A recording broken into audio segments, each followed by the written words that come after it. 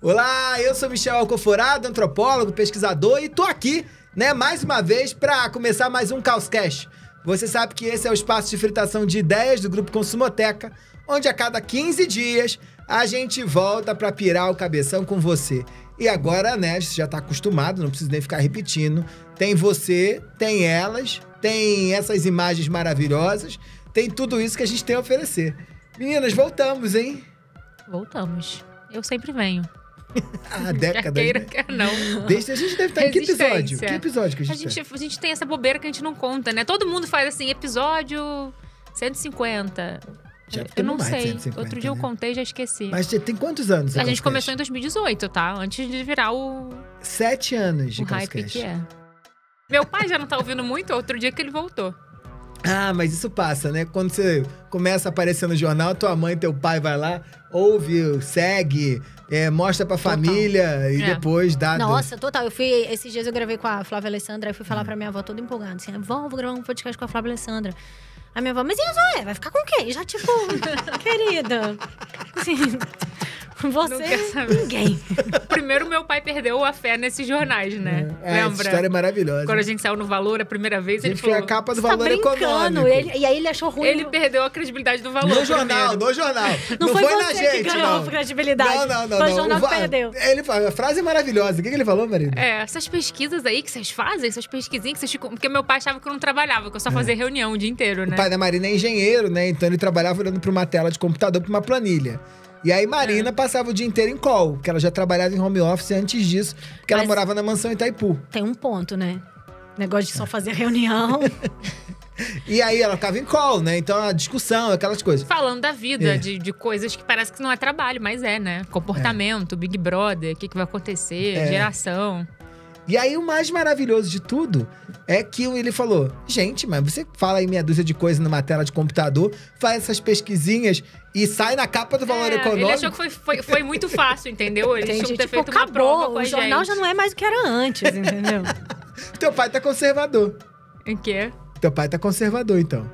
Ah, não, mas depois ele curtiu. Aham. Não, o meu Não, pai, não, isso- ele primeiro ele resiste, quando ele vê que não vai ter jeito, ele embarca no É um movimento. conservador. É um conservador. É um conservador. Acho que ele tá na onda Como do todo episódio pai de hoje. precisa ser. Esse é um outro aspecto importante, né? Pai e mãe precisa mandar e filho, e também pai precisa ser mais conservador Não, que o meu filho. pai é família Eu acho que meus filhos vão ser tradicional. mais conservador que eu. Já são hoje em dia. Mas vamos que vamos. Olha, a gente vai bater um papo sobre essas ideias, né? Que a gente tem lidado aí diariamente. Tem sempre uma linha tênue entre coisas que a gente acha que já superou e coisas que a gente quer buscar pra voltar no tempo, voltar no passado. E nesse mundo dominado, né, por plataformas digitais, por checagem de fatos e por aí vai, que vão marcando a nossa maneira, a gente tem sempre uma sensação de que os absurdos pululam. Todos os momentos por aí, a gente não sabe mais o que é verdadeiro, o que é falso, o que é notícia e o que é só um boato, o que tá no grupo do Instagram e o que é assunto do momento. Vocês dois aí, que absurdos dominam a vida de vocês? O meu absurdo é antigo, eu vou começar. Aquele áudio da padaria que me marcou até hoje, com o seu Osvaldo, lembra? Cai uma chuva no Rio de Janeiro. Lembro. E aí, aquela coisa maravilhosa, né? E aí o fulano, que era um funcionário de uma padaria em Botafogo, ele manda um áudio pro patrão, que o patrão achou um absurdo que ele não ia trabalhar porque a rua dele tava com água até a cintura. E aí ele disse, manda um áudio, ô seu Osvaldo, vamos colocar aí, ô seu Osvaldo, não sei o que... Não lembro o nome dele agora. E aí, deu 2 dias, era um grupo de humor que tinha inventado aquilo. E você tinha acreditado. Eu tinha acreditado. Eu adoraria que fosse verdade, né? Porque eu achei que Dá até uma Belfor Roxo... tristeza, né? Dá até uma tristeza. Porque eu achei que Belfor Roxo tinha se transformado na Nova Crítica. Leningrado. Na Nova A classe Leningrado. trabalhadora. Eu acreditei na foto do Papa. É Ah, mesmo? eu acreditei também. Gente, eu achei tão bom aquilo. Assim, eu queria acreditar, né? Ah. Eu achei tão bom. Eu falei, gente, esse Lucas é genial. O que a gente tá vivendo nesse momento do mundo? Eu queria muito, enfim, que fosse verdade. E outro dia eu tava repassando pro meu pai um vídeo do Senna que era feito com... Ridículo. Depois eu repensei. Era feito com inteligência artificial, deepfake. Que agora tem, né? E aí eu fiquei, é isso mesmo? Ele falava isso. E meu pai é super fã de Fórmula 1, fã do Senna. E depois eu vi, não, isso aqui já é de cair, né? Achava que era coisa de gente mais velha, mas... Tô presa. Então, essas tecnologias, essas mudanças todas, né, vão mostrando que os grupos sociais, a cultura e a sociedade vai avançando numa velocidade enorme, mas nunca é um caminho linear, homogêneo e todo mundo segue na mesma toada, né? E aí, hoje, o pessoal tá, ao contrário de estar desesperado para saber qual é a próxima novidade, tem gente que tá lidando com esse novo de forma diferente. E se tem mudança, você sabe, tá mais do que na hora da gente dar nome aos bois. Marina Roale, qual é o nome do boi de hoje, hein? O boi de hoje é o conservadorismo pop, Michel. Sei que Thaís tá cantando a bola desse tema faz tempo já, pra quem segue o conteúdo dela. Mas a gente tá falando aqui de um momento de resgate às tradições. E apego a essa ideia de o mundo antes era melhor e mais organizado, como resposta de um mundo de extrema instabilidade e incerteza. Então cresce, né? Ganha um público. É como se a gente criasse um terreno fértil para resgatar e se apegar a um saudosismo de no mundo anterior isso não acontecia. Então, se você tiver com a sensação aí no seu grupo próximo, acho que hoje já deu para notar, né? Acho que antes era uma especulação. De que tá voltando um movimento conservador, as pessoas estão falando de tradição. Isso em todas as gerações, de fato, tem motivo, né? Tem sinais aí para que isso aconteça. Isso tá atravessando a sociedade toda, né? Todo não mundo. É um negócio só dos mais velhos, igual no passado, né? Ai, cansei de mudar, cansei de querer saber qual é a nova dancinha do TikTok. Eu vou ficar preso aqui ao Fantástico, sei lá. Estamos falando do A a Z aqui, mas do boomer ao Z, assim. Estamos falando de galera jovem repensando o papel de família e tradição e toda uma questão aqui da gente pensar o conservadorismo nesse lugar também. Só que como a gente está falando do pop, tudo que volta, nunca volta 100% igual, né? Volta com uma nova roupagem, com novos nomes. É como se voltasse um pensamento antigo com uma embalagem nova. E é isso que está acontecendo. Olha, você já sabe, mas eu não apresentei, mas vou apresentar de um jeito claro aqui. Marina Roale, Thaís Farage, uma head de pesquisa do Grupo Consumoteca. Thaís Farage, pesquisadora, especialista em comunidades, em consumo feminino, uma das maiores do Brasil. Vamos entrar de cabeça dentro desse conservadorismo pop. E Marina, são 3 grandes desdobramentos que você observou aí nos estudos que vocês têm feito, né? Um é o retorno da tradição, né? E que volta diferente. Resgate das tradições. Então, coisas que a gente tinha perdido o costume. Vamos falar disso. Segundo, reforço dos papéis de gênero. Cafona. Ó o perigo, meninas vestem azul, meninas vestem rosa. Energia feminina e masculina. Zuckerberg, aquele senhor sem nenhuma energia masculina, né? Pedindo que as empresas precisem de energia masculina. Quem aguenta, né? Logo ele, né? Logo ele, né? E a gente tem também o resgate do pensamento religioso, né? Que não estou falando de uma religião específica, mas de uma volta a algumas religiões e sentir falta dos dogmas, dessa coisa de que alguém te diz como é o mundo e se isso tá certo. Organiza o mundo, sabe? Né? Essa coisa do papel da fé. O pessoal entrou numa guerra gigantesca para inventar sozinho o sentido para a vida. Descobriu que é um trabalho danado, né? Melhor comprar pronto. Da paz, né? Compra a Bíblia. Quanto tá custando uma Bíblia agora? R$14,90 se for do Malafaia. Tá mais já fácil. Tá pronto. Tá tudo pronto, não precisa de esforço. Mas vamos começar do começo. Resgate das tradições. Resgate das tradições é justamente a gente pensar essas tradições voltando como um efeito colateral de um mundo globalizado e descentralizado. E tem aí o fator pandemia no meio dessa história também, porque eu sei que como antropólogo vai sempre defender os rituais, né? Rituais organizam a gente.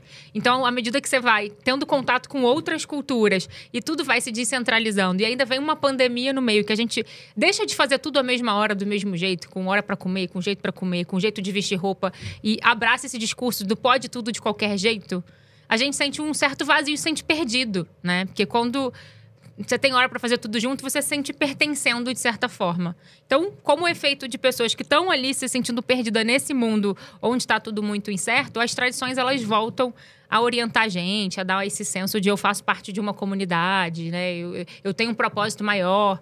É difícil você se apegar de todas as tradições, porque você tem que conviver com um vazio muito grande das suas próprias escolhas. Então, tradições, elas têm ali esse lugar. Então, a gente vê famílias que estão voltando a ter o momento do churrasco de domingo, ou o Natal tem que voltar a ser muito celebrado, ou repensar o dress code no escritório que estava liberado e agora tem que usar daquele jeito e de fazer reunião. Que então, briga. estamos indo para esse lado. Porque anda pra frente, né, gente? Voltar pra trás pra quê, né? Tem até um conceito que surgiu aí na ciência política, chamado janela de Overton.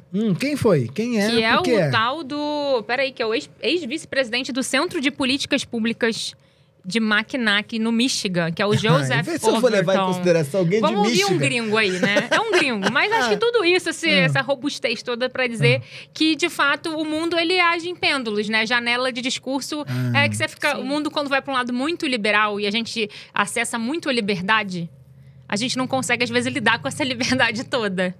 E aí, enfim, dá pra pensar por outros caminhos, assim. Na filosofia tem lá o existencialismo, lá que o Sartre fala que você... a liberdade é uma prisão, né? Você tem que lidar com as suas próprias escolhas. Então, às vezes, sentir que tem algo que te organiza faz você voltar a valorizar o mundo tradicional. É mais fácil, né? Opa. Eu me lembro que uma vez eu fui à Índia a primeira vez, era 2012. E aí, eu fiquei muito chocado. Porque era um lugar muito conservador, assim, no sentido de... Você não tinha bebida alcoólica em todos os lugares, carne era impensável você comer. Boa parte dos restaurantes eram vegetarianos, né? Não tinha nem carneiro, que em alguns lugares você ainda encontra, muito menos frango, né? Por todo o impacto, era um lugar muito conservador em 2012. E aí eu voltei, sei lá, algumas vezes, mas eu me lembro que em 2020 eu voltei e já tinha internet no celular para todo mundo e já tinha Uber. E a minha experiência foi completamente diferente no país. E quando eu ia para os shoppings, eu via loja de lingerie, assim, vitrine, bundas com calcinha, em shoppings. E eu disse, caraca, a Índia tá muito moderna. E aí, falar com os meus amigos indianos, eles disseram, não, assim, a gente já teve moderno, a Índia é assim, a gente volta pro conservadorismo, para as tradições hindus, depois a gente avança moderno, depois volta e não sei o quê. E assim a gente vai seguindo. E esse é o movimento que você tá trazendo. Aí não sabia nem que tinha nome de alguém, né? É isso, as sociedades elas vão avançando e vão voltando para trás, né? E eu sinto que tem uma... Enfim, a gente tá vivendo aí também esse anti-woke, né? Então... Muita chatice ao mesmo tempo, um ano só, né? Muito, gente, tá difícil. E também é isso, né? As religiões crescendo... De alguma maneira, aumenta também as tradições, né? Porque as religiões também pautam né, os nossos discursos, pautam as roupas, pautam com quem pode casar com quem. Então, é também no Brasil, acho que a pesquisa fala que é 2030, né? Que nós vamos virar um país majoritariamente evangélico. Isso muda significativamente a nossa cultura, né? Muda. E você tem pesquisado a beça isso, né? Tenho pesquisado moda modesta, que não é só em relação a religião, né? Mas é essa cultura das mulheres justamente voltarem a se cobrir mais. Que tem tudo a ver também com as threadwives, que é essa volta das mulheres tradicionais. Em casa, né? Cuidando dos filhos da casa. 6 filhos, fazendo pão e... Enfim, abdicando desse espaço público, né? Então, as mulheres parando de trabalhar fora de casa, né? Deixando de ter trabalhos remunerados. E eu fico pensando muito sobre isso, assim, se em 2030, que vamos virar uma sociedade majoritariamente evangélica, será que vamos perder também parte dessa cultura brasileira, latina, de pele de fora? Como é que a gente vai lidar com isso? E tudo indica que sim, né? O que eu acho mais interessante nesse movimento que você coloca da moda modesta, que não é uma transformação da moda numa moda gospel, né? Não. É como se tivesse que ter uma loja gospel, né? Igual a gente achou, tem a música gospel, vai ter a loja de roupa gospel. Não. É uma transformação na maneira como a sociedade brasileira, a sociedade ocidental de uma forma ou outra, vai pensar a moda onde todo mundo fica mais gospel, de algum modo, né? E é justamente isso, é pop, né? Então, eu vejo, por exemplo, ensaios, muitas vezes, de moda muçulmana, de Nike, de Apple Watch. Então, é realmente pop, deixou de ser cafona, né? Assim, durante muito tempo, a moda evangélica tinha essa etiqueta mais cafona, né? Principalmente para quem é fashionista, para o mercado de moda. O mercado de moda não queria vender para esse público. E agora, as marcas, mesmo quando não anunciam, essa é uma roupa modesta, elas estão sim se construindo em volta dessa roupa que não mostra tanto o corpo. Então, por exemplo, uma grande tendência do ano passado foi saia longa jeans. Que é horror, super né? evangélico. Eu acho um horror, sempre achei. Não vem com nome modesto, Em mas vai Madureira, em dizer que é o Santa Cruz, resgate sempre do achei de um mau feminino. gosto gigantesco, né? Mas voltou. Eu usei é. muito quando foi aquela Tu era da modão. igreja? Não, mas teve uma época que foi a Ah, moda Niterói, né, a querido? saia jeans, né? Tinha uma marca em Niterói que todo mundo queria aquela na escola, sabe? Já até faliu. E aí... Claro, né? Porque é um horror saia jeans. É uma das coisas mais horrorosas Era que a uma humanidade. saia jeans longa Tu tem que a gente saia jeans? usava. Não. Não, aqui você é uma pessoa conectada Não com um tenho. bom Não gosto. uso mais, mas usei. Eu não sou da moda modesta, né? Eu sou outra moda aí. Mas tem a ver com isso. Então, assim, a ASOS, que é uma marca importante na Europa, tem uma categoria que é só de moda modesta. E não é roupas criadas para pessoas que não mostram a pele ou que são de determinada religião. Não, é um select, é uma curadoria. Porque, de fato, as pessoas estão voltando para esse lado mais tradicional e têm tido mais vontade de ficar mais coberta. E, de novo, eu acho que a pandemia tem tudo a ver com isso, porque foi uma hora que as pessoas ficaram mais em casa. Então, né, nada é só bom ou só ruim. Essa moda modesta também libera as mulheres de terem que performar sexualidade o tempo inteiro, né? Também pode ser uma moda que é mais confortável, enfim, que funciona se você emagrece e engorda. É menos sobre também, enfim, ficar se mostrando como objetificada, talvez. Um retorno à tradição também, né? Como o Thaís coloca. Quando a gente fala de tradição no Brasil, acho que tem uma palavra-chave aí que é falar de família. E quando a gente fala de tradição, não quer dizer que você vai perguntar pra alguém, vai falar, oi, você está mais tradicional? E ela vai chegar com clareza e te dizer isso. Mas esse movimento, ele vai chegando. E família é uma forma como a tradição volta. Essa ideia de que cada um tem um papel, de quem vai dizer o quê, enfim, e das coisas irem se reorganizando. Porque um dos discursos que o movimento conservador traz, né, para bater todo esse mundo liberal que se perdeu, e as pessoas agora estão livres demais e estão estragando o mundo, é que se perdeu a família, né? E que os liberais estão aí para desmontar a família e a gente tem que resgatar e defender esse modelo que é o seio da família brasileira, principalmente.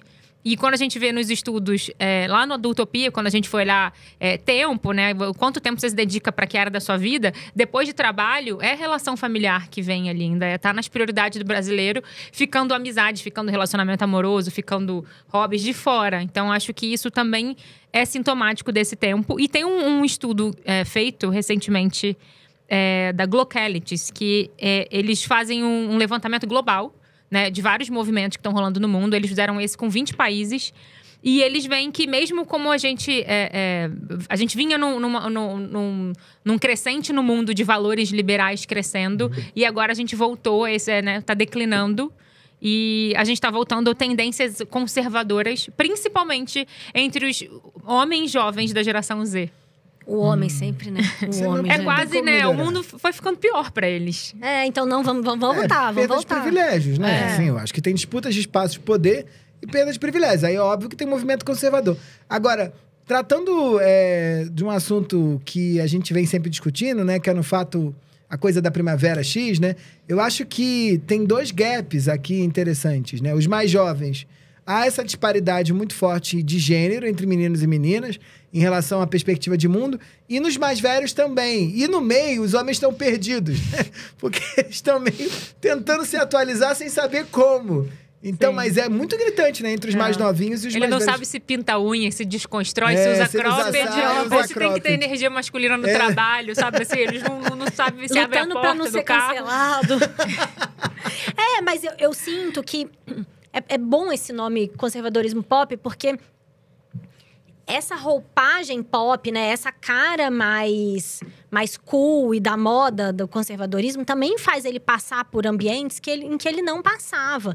Então, uma das coisas que eu tenho pesquisado é como as igrejas têm investido forte nas influenciadoras de moda modesta no TikTok, porque é um lugar muito bom de trazer novos fiéis, né? Porque é no espírito do tempo, é divertido, é um tema que as pessoas jovens se interessam. Então, o conservadorismo, talvez, para os millennials, quando a gente tinha uma visão do conservadorismo, que ele era chato, que ele era fora de moda. E agora não, né? O conservadorismo está numa roupagem interessante, quer ser vendável, quer ser pop, quer tá na pauta mesmo do dia, Sim. né? Quer estar inserido nas trends. quando eu comecei, eu até vi lá quando você fez a news sobre moda modesta, e eu fui pro TikTok pesquisar, e é ótimo que o TikTok você botou o pezinho no algoritmo, aí ele abre uma bolha ele pra fala, você. É isso que você quer? Então E aí agora eu aguenta. recebo muita coisa. E aí eu também. continuo vendo que eu não consigo parar e continua aparecendo. Mas eu fui impactada por uns vídeos, assim, de uma menina jovem, que é, assim, ela cuidando da cozinha, o marido jantando, ela de avental, assim, toda arrumada, cabelo de babyliss, assim, ninando o bebê. E assim, um vídeo que viralizou. E era assim, imagina quanto de propaganda foi preciso pra convencer as mulheres de que isso era ruim. Sabe? Assim, convenceram que você cuidar da sua família era ruim, mas olha como isso é bom. Então tem ali E tem uma outra trend no TikTok que rola também, que é assim, sei lá, o marido botando um quadro, uma furadeira. Aí ela fala, a alegria que eu sinto quando meu marido não usa cropped, não pinta a unha. E assim, gente, sabe? É um negócio meio túnel do tempo. Elas falam, como é bom gostar de homem com energia de homem. Aí elas ficam mostrando. É uma marcação muito forte de papéis de gênero, né? Sim. Que é o ponto 2. Como segundo ponto. Mas fazendo uma tensão com esse momento também que a gente vive uma discussão muito grande, né? Das pessoas trans. Eu sinto que a gente nunca na história do mundo teve tanto espaço para discutir, né? Inclusive isso, assim, a gente falar que mulher é mulher cis ou mulher trans, né? Ter essa marcação. Inclusive uma treta dentro do feminismo, mas super importante, né? É claro para mim que é um contraponto, né? O Foucault ali, uma outra... Sim. A força. E eu acho que até você comentou aí, mas talvez tem gente que não tá tão antenado. E pra gente avançar nessa questão dos papéis de gênero, é essa questão da agenda woke. Que ela falou que a agenda woke é o nome que a gente dá para esse movimento de despertar, de falar de diversidade, de olhar o mundo para além das narrativas que eram únicas e deixar minorias trazer seu ponto. Acho que a agenda woke é o nome que a direita dá para esse movimento, né? Sim. Não, aí eles começaram a se chamar de anti-woke. Woke, né? E aí, até aquele menino conservador do Brasil, que é o deputado mais jovem do Brasil. Nicolas Ferreira. Ele, acho que é um dos... no Instagram dele, ele, pelo menos há pouco tempo, usava. Então, ele trazia isso. E também o Brasil Paralelo, né? Esse moço do G4 aí. Sei lá qual é o nome dele, ou melhor que não diga. Isso. Melhor que não diga, vai usar o corte. E aí tem a questão com o Trump assumindo. Acho que esse movimento ganha força, não tem como. Eu acho que a galera perde o medo de falar o que pensava, assim. Então, muitas empresas que estavam investindo em diversidade...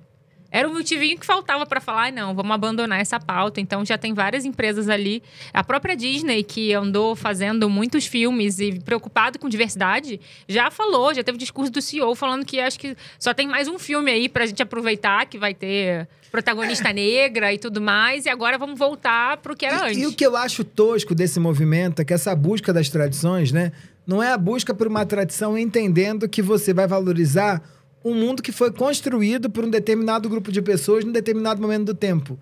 Há sempre uma busca por um essencialismo, né? Como se a diferença entre homens e mulheres estivesse na biologia, nos hormônios, na energia. Com quem que você corre, né? Se corre com o lobo ou corre com sei lá com quem. Tem sempre essa coisa doida, né? De uma busca... mas eu entendo que tem um movimento de conservadorismo ligado muito aos movimentos de direita. E aí eu acho que a eleição do Trump nos Estados Unidos, o papel do Elon Musk, a derrubada das agendas de diversidade, né? Que eles chamam chique aqui no Brasil de DNI, não é? DNI. Não, DNI, que é Diversity and Inclusion. DNI, geralmente né? Quem fala com esse jeito não anda com um lugar muito diversity, né? Mas as agendas de DNI dentro das grandes organizações, mas tem também no progressismo, né? E na esquerda. Eu acho que essa busca dessa maternidade é muito forte, atrelada ao comportamento do corpo das mulheres, né? Então tem que ter parto normal, porque é assim desde sempre. Tem que ter com a doula, porque é assim que as mulheres se conectavam. Tem que ter. Podemos combinar que o tem que ter é do conservadorismo, é do conservadorismo. Né? Tudo que tem que ter não deveria ter, né? Pode ter. Fato, vamos trocar o tem que ter pelo pode ter. Tem que amamentar. Mas é muito louco como vai fazendo, né? Assim, eu tenho filho há 10 anos. E aí, há 10 anos, essa discussão do parto natural era muito nova. E tinha junto com essa conversa do parto natural, tinha uma conversa muito forte de anti-vax também. Então é isso, né? As coisas são pendulares mesmo, né? Hoje em dia a gente entende como anti-vax é totalmente conservador, de direita. Mas já foi Haribo, né? Já foi miçangueiro, claro. Eu, quando tive o Miguel, eu tive ali um bate-boca com um pediatra humanizado de que ia vacinar, sabe? Assim, era um negócio meio, mas não vai vacinar sim. Mas então é um pêndulo mesmo, assim, uma ideia que... As ideias são sequestradas, né, assim, de um lugar para o outro. Elas não estão num campo ou no outro. É importante ficar nisso. E essa conversa de tem que com as mulheres é um jeito muito fácil de fazer a mulher voltar para o ambiente doméstico, né? E abrir mão dos espaços públicos. Porque na hora que você fala para uma mulher que ela tem que ter um parto natural, que ela tem que ser a principal cuidadora, que ela tem que amamentar de tal e tal jeito, você mexe num lugar da culpa, do amor, né? Dessa construção social da maternidade que é muito forte. Estamos muito longe de melhorar essa conversa, né? E aí é muito fácil, né? A gente vê aí os números das mulheres que saem do mercado de trabalho, obviamente porque o mercado de trabalho não é construído para mães, mas também porque se sentem culpadas de deixar, né? As crianças. Então... E é um inferno isso.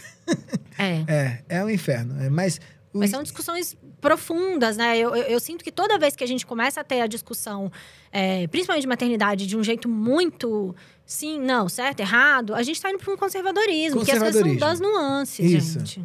E de uma valorização de uma maneira como o corpo, como a maternidade se dá. Sendo que a gente só teve acesso à maternidade através do vocabulário da cultura, né? Total. Até há pouco... Essa ideia não tem como. Do espírito materno é totalmente uma construção cultural. Não tinha. A mãe abandonava as crianças. Assim, começou a encher o saco, dar trabalho, deixa aí.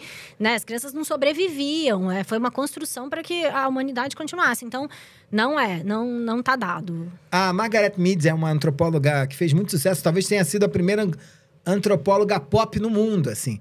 Ela fez uma carreira super tradicional dentro da academia. E chegou um momento que ela escreveu um livro que se chamava Macho e Fêmea.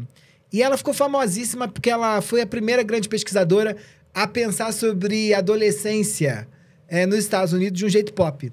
E ela tem um documentário que eu adoro, que se chama Growing Up in Samoa, que também dá o nome do livro. E ela vai mostrando como, do momento que a criança sai de dentro da mulher, em diferentes culturas, já tem cultura ali atuando pra caramba. Sim. Então, uma chora junto, sei lá, e se isso é um sinal de que você ficou muito feliz que seu filho veio ao mundo. A outra pega, bota aqui em cima e leva puxando pelas pernas. O outro tem que vir, sei lá, um sacerdote fazer um ritual para aquela criança entrar no mundo. Então não existe a maternagem sem ser através do vocabulário da cultura. Né? Não, tem culturas que é isso, assim, várias mulheres amamentam o mesmo bebê, que de fato devia ser, né, gente? Porque eu que amamentei 3, puta trabalho, é um job, mas é um job. Quantas horas? No outro dia você postou, né? São 1.960 horas, um trabalho full time, e amamentar... De 6 meses, né? É um ano. E amamentar são 1.800, eu acho que são esses números.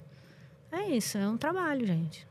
Não é um trabalho não remunerado, né? Silvia Fedrich. Tem uma influenciadora que era super militante de toda essa coisa da maternidade, como a natureza, enfim, resgatar a energia. E acho que ela teve algumas questões, separou, enfim. E aí eu lembro que ela fez um post comentando que ela tinha descoberto que a natureza era misógina. Eu achei interessante, porque é cultura, né? Como é que a gente debate isso sem pensar ali na cultura? Esse determinismo, né, da natureza, da biologia, toda vez que vier, fique de olho. Fica de olho. Porque tá tudo culpa da cultura. É tudo culpa da cultura. Mas, Marina, pra gente já ir caminhando aqui pro terceiro ponto, né? A religião, como o Thaís colocou quando tava falando de moda modesta, tem um papel importantíssimo nessa busca pelo tradicionalismo, por esse conservadorismo pop. Não como um despertar, foi isso que fez a gente ficar mais conservador, mas eu acho que o discurso religioso, ele é uma ferramenta fácil, né? Sim. Pra gente voltar para as escrituras. Em qualquer religião tem esse papo, né? Precisamos voltar para as escrituras. E voltar para as escrituras no catolicismo é tradição, voltar nas religiões pentecostais é tradição, no hinduísmo é tradição. Onde tem voltar é conservador, né? E aí o pensamento religioso, ele entra isso, né? Quanto mais incerto o tempo que a gente vive, quanto mais dúvidas a gente carrega, a religião é aquilo que te dá um acalanto, porque na fé é sobre ir além das dúvidas. Teve até o filme que foi indicado também ao Oscar esse ano, que é o Conclave. Sim. Que é um filme muito bom. Eu vi esse que é o do... Vale? É muito bom esse. Que é o do eles estão ali, o filme todo é essa disputa do papado quando o papa morre e aí o processo. Mas é da escolha do Bergoglio. A escolha, a escolha do próximo, né? Aquele ritual que eles ficam isolados, e aí chegam os cardeais. E tem uma cena do filme, assim, que é um discurso que eu achei muito bom, que tem o cardeal que conduz tudo ali, né? E ele tem que dar quase que uma homilia ali, uma fala que vai inspirar ali os futuros candidatos a papa. E ele fala... eu sou apaixonado... Ele fala assim, eu defendo as dúvidas. A gente tem que querer um mundo com dúvidas. Porque quando não houver mais dúvidas, não vai ter religião. E não vai ter por que as pessoas serem devotas, sabe? Então, acho que ele dá essa questionada. Então, tem tudo a ver isso desse resgate à religião. Porque já tá difícil a gente conviver com nossas escolhas e com tanta coisa. E tem um lado bom disso, que não é a gente criticar a religião, mas acho que é a gente entender isso como um movimento social. E como esse resgate, ele vai... Em certas religiões, ela vai ainda mais... trazendo essa coisa da volta do gênero, de tudo isso aí que a gente tá falando. E não tem daí é uma dúvida mesmo, assim, que eu fico pensando. Não tem também esse empoderamento, fortalecimento, enfim, essa perda de preconceito, talvez, com as religiões de matriz africana? A gente também não entra numa tensão com esse conservadorismo, porque é religião, mas é uma religião que sempre foi muito discriminada no Brasil, né? Então, é também um polo oposto a esse conservadorismo. A intolerância religiosa é muito forte agora. Muito e forte. Crescente no Brasil. Muito. Por conta do resgate das tradições, né? E sinto que as religiões de matriz africana fazem uma... É isso, né? Sustentam muito esse outro polo, né? Então, a gente vê...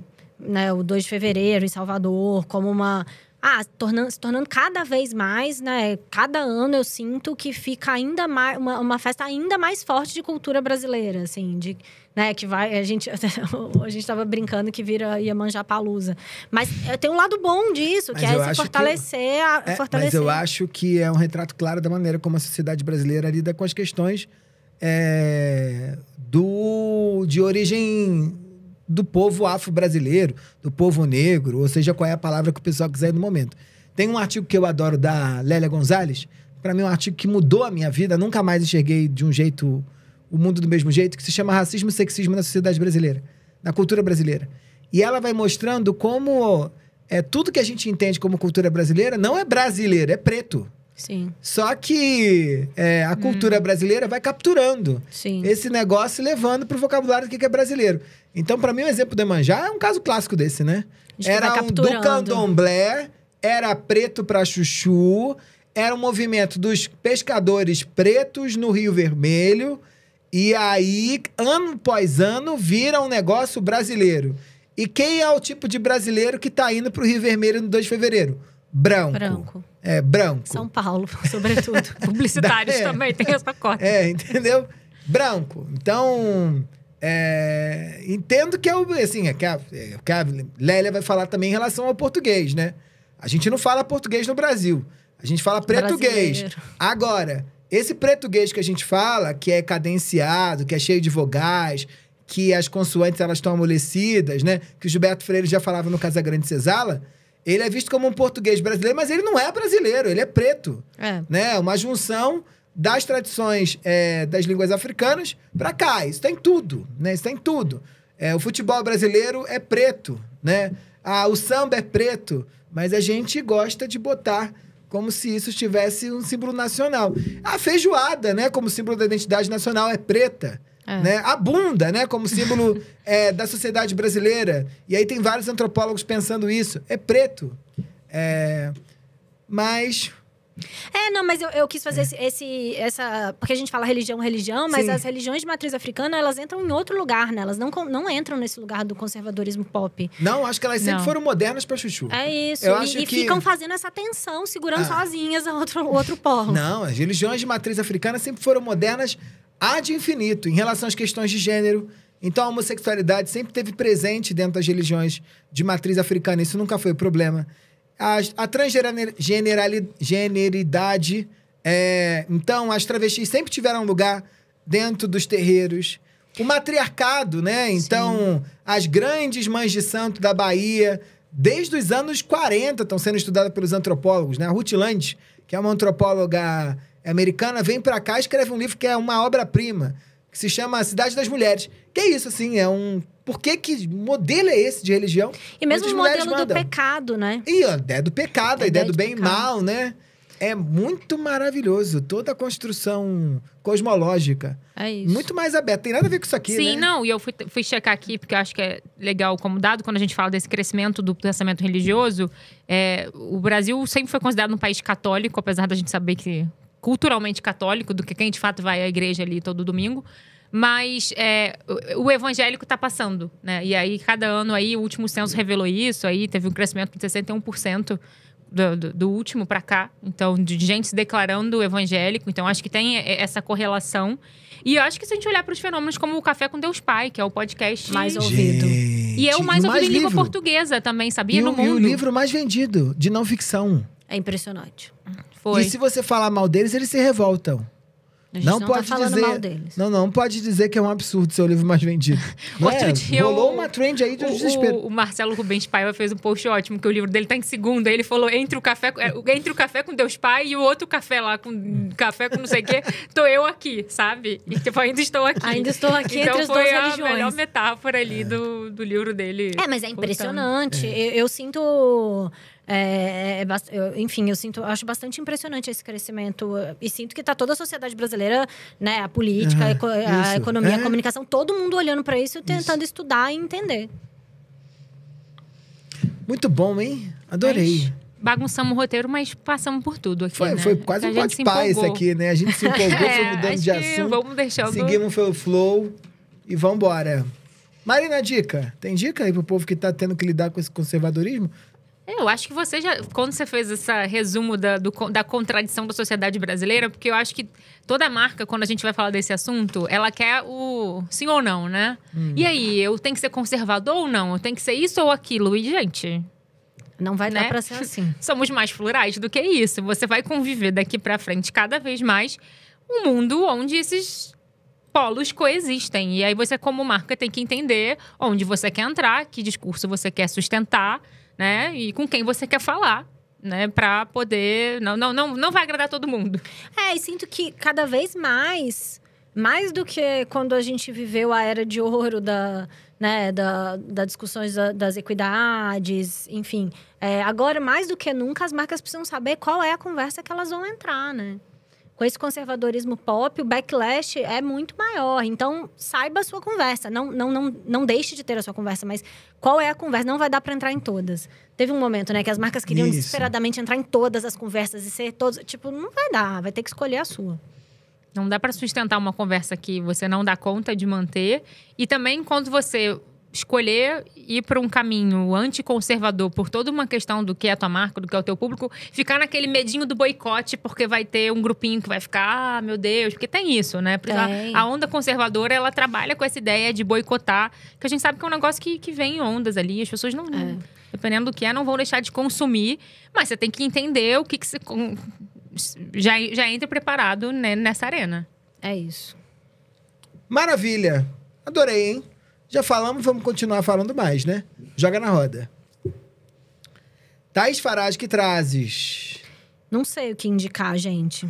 Não tem referência. Essa é a minha... Não trago referências. Não, eu vou falar das Tradwives. Acho um bom caminho para olhar, porque é onde o conservadorismo pop me preocupa. Gênero é uma das coisas que eu pesquiso e...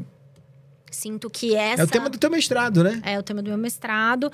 E é muito perigosa essa conversa, principalmente porque as Tradwives, elas são mulheres que ficam falando para as outras não saírem de casa, só ficarem tendo trabalhos não remunerados.